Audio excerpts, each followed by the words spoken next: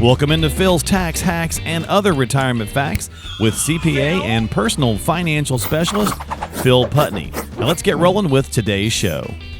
Back for another edition of Phil's Tax Hacks and Other Retirement Facts with Phil Putney hanging out with me as we're talking investing, finance, and retirement. And we're going to talk about Will Rogers and some advice, some of his sayings. We've done some of these shows before. A lot of times we'll do things based on some famous folks and some interesting quotes and see how we can relate those into finance. Will Rogers is going to make this easy. He was a humorist from early in the 1900s and just had a lot of funny things to say about life in general. Mark Twain is very similar. Same thing, yeah. They both had they kind of had a very similar view, I think. Not that they were given financial opinions or advice, but let's take a little twist on it. But they were definitely very satirical about life in general. Life in general, yes. Yeah. Anyway, here's our first one. There are three kinds of men: the one that learns by reading, the few who learn by observation, and the rest of us who have to pee on the electric fence for themselves. Oh, yes. You got to experience it yourself, Even if it causes you pain. Yes. Many of us will do something because we just won't listen. Famous last words. That won't happen to me, right? Right. We won't listen or we won't get help. Right.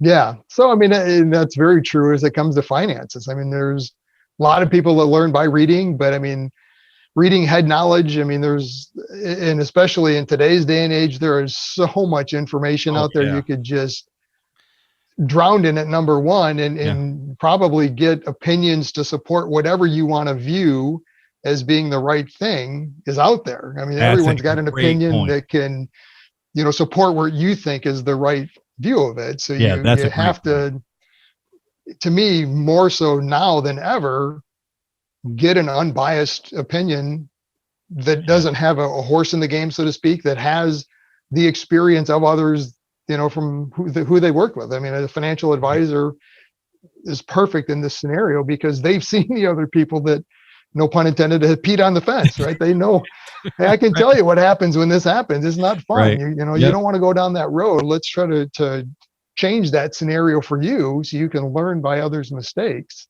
As you just mentioned, you can find anything to support your thinking. Absolutely. People say we live in the information age. I'd almost maybe argue we live in the disinformation age. We do. Especially with social media as it is today, and there's opinion the way nowadays. Well, the way those algorithms and social media are designed, it's built to give you information to support your opinion. Yeah.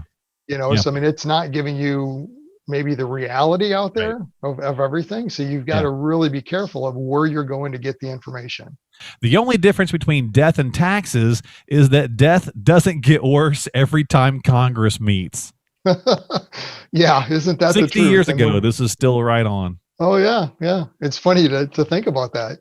And we're unfortunately going through some of that right now with, all the spending that's happened. And we've touched on this a couple of times that, at some point, this all has to be paid back, in some form or fashion. Yep. Whether it's in your lifetime or your kids or grandkids, somebody will be paying this back because Congress, the government does not generate revenue. You are the revenue. So. Yeah, that's a great point, actually, because we are, whether we do anything right now or not, we are kicking that bill down the road. Somebody is coming due for that. And Will actually said this 90 years ago. I stand corrected. So even more interesting, we continue to move that needle further down the road. And maybe that's always been the case. Maybe that will continue to be. But it seems right now with, 30 trillion on the debt clock. And growing exponentially. Yeah. Yeah. Yeah. It is funny to think of this being that long ago. We think it's a new problem to us today, right? Oh, this is terrible. Taxes are terrible. The government, what are they doing? Right. This is 90 years ago. He's talking about this. This isn't anything new. We're really spoiled, Phil, if you think about it. Not even from the current tax cuts that we're enjoying from, Trump's administration whenever he put that in 17. Even the prior administration, which they may sunset and go back to what Obama had put in place. Even if Biden does nothing, in 2025, I believe they'll go back. Everything to reverts back. So that's still incredibly low considering other time periods we've had in our country. And most people have no clue about that. No, I mean, if you want to be scared, look at some reality on taxes. Just look at the Just go history. Google it. I mean, there has been a point in time when the top marginal tax bracket was 94%. Yeah. Let that sit in for a second. And if you lived in California, I think it was 6% for the state. Yeah. So you made nothing. You made nothing. Ronald Reagan, that's one of the reasons he ran the way he ran. Yeah, he only did I think it was 2 films a year. 2 or 3. Because he said beyond that, he was working for the government. He didn't make anything. So why bother? Which you can't blame him. Huge influence on his tax proposals when he became, president. Yeah. Exactly. Mathematically run the numbers. It's a simple math equation. It doesn't work. So at some point we have to pay the debt that's owed. Somehow, some fashion. I didn't even think about that. I imagine that gets kind of frustrating for, as a CPA, right? You're doing math all the time. You probably sit there. A lot of CPAs are probably like, what is wrong with these people? Like, how do they not do the math on this and see that this doesn't work? You ever see that movie Dave from the 90s with Kevin Kline, where he becomes the president because he looked like the president, and he brings his CPA friend in to help him balance the budget, and the guy's like, Who does this way? He's like, if I did this for my own business, I'd be out of business. Oh, absolutely. I mean, it's crazy. There's no, I always said, I mean, it should be one of the requirements. You have to understand math and economics. Right. I mean, not just have taken the class, truly understand it, because it's, some of the stuff that happens just doesn't make sense. Doesn't make sense. The old adage, make the rich pay for it, make the rich pay for it, make the corporations pay for it. Yeah. Yeah, they may pay for it, but all they're going to do is pass it through. You will pay for it at the end of the day. So. Exactly. When you are satisfied, you are successful. For that's all there is to success is satisfaction. One of the big factors in retirement is you do have to understand, what does that look like for you, right? That satisfaction. So what's going to make me satisfied? Okay. What is your ideal retirement? So, I mean, there are some truth to that, to understanding truly what retirement and satisfaction, if you want to think of it that way, looks like for you. That's probably one of the biggest errors that I would see people going into retirement, is they have no idea what that looks like. Which, I mean, if, liken it to building a house. I mean, if you have no idea what you want this house to look like, well, you just go out and start buying a bunch of stuff. You're going to have kind of a combobulated mess when you're done, which is the same scenario with finances. I mean, you have to, it goes way beyond just the numbers. What is that number? I need to have $1 million, used to be kind of the target. If I have $1 million and retire, that's great. I can't, I want to be able to live the life of a king in retirement. Oh, probably not. I like that idea. Run the math out to understand what that looks like, and what does your retirement look like? Yeah. So to attain success, you try to achieve some satisfaction, right? Because then that might be where you're going, because it may not be that lofty, ideal, a commercial where every day, you're on your yacht and playing golf, Right. And to some people, that might be their version of retirement. And that's great. If that's your version, there's a whole set of costs that go with that. Much different retirement plan for that scenario. But I mean, if that's not your version of retirement, if yours is, I love just being at home and enjoy watching movies, or, working in the shop, or doing whatever it is you like to do, totally different scenario for you. So you might not need as much money. So don't use the media's target of, I need this, or what's your number, or there's been hundreds of campaigns around that. It's irrelevant. It's what's your version of retirement. Another one from Will is, I'm not so much interested in the return on my money as I am in the return of my money.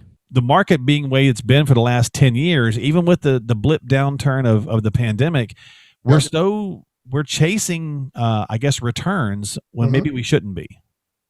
And I mean, it's just human nature, right? Everyone, the market's doing great. Why am I not, I'm not earning 10%. The market's, look at how far it was up last year. All of these, that's great. Understanding perspective, right? Right. Time frames, looking historically over long periods of time. Markets average 8-9%, maybe, over long periods. And I always remind clients, if the market's above that, you're getting kind of an advance payment that you will be giving back at some point in time when we revert to the mean, so to speak, and the market's correct. That's just what they do. They go up, they go down, come back to that average or mean type of return. So be very careful chasing that return, especially with all the money. Right. You do have to have, and I think we've talked about this before of, it all should be on GameStop back when that was the big number, Right. Bitcoin or some crazy idea like that. And none of those are investment advice. Please don't even consider that. But, Right. You need to have some money maybe that's geared a little bit more risky for long-term inflation to help grow and keep Yeah, up with that. you want to hedge against inflation, but I Yeah. mean, chasing returns with a portion, maybe, Phil, is okay. If you can, it's the same. I mean, we could beat these same, tenants over the head. If it's Yeah. money you can lose, then sure, maybe you might want to chase some returns with some of that. Right. But yeah, and we've talked about that before. And I've got clients that, they enjoy picking stocks and play in the market, so to speak, which have fun. Here's a little account, whatever size that you're comfortable with, but don't put your portfolio and retirement at risk, playing the market. all right, so the last one real fast here, and he said it's not what you pay a man, but what he costs you that counts. From a financial and advisor standpoint, Phil, we always get wrapped up with having the conversation of my guy or gal charges me, only this or charges me only that. Well, what are you getting? Are you getting good value for what you're paying? Right. Yeah. I mean, at the end of the day, the fee is one piece of the equation overall. Yeah. In today's day and age, we're a lot of us wired to, bargain shop. We always want the best out there, the cheapest. And a lot of times we view the cheapest as the best, but you can't. Weird. It's not. I mean, you've got to look at what is the ultimate goal. I mean, if your goal is to pay the lowest fees, then, put everything you have in an index fund, but enjoy the ride because it's going to be a lot of volatility. You're riding the market. There is no one managing anything. Right. You're not getting any financial advice.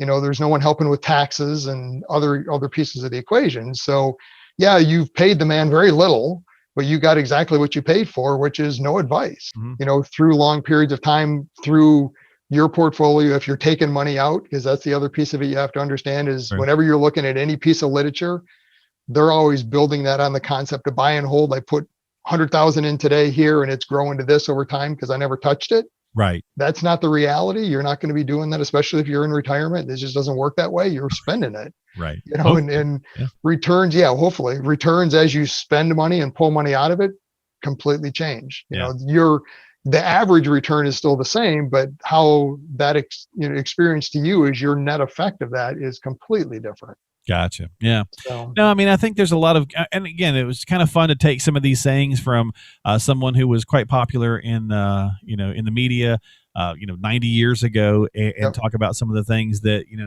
people were seeing then and how they're still really kind of appropriate today. They're very relevant today. The more we change, the more things stay the same. That's another one that, we've all heard. History doesn't repeat itself, but it often rhymes. And I love that one. It's not going to be exactly the same, but it looks really close. It's really similar. Yeah.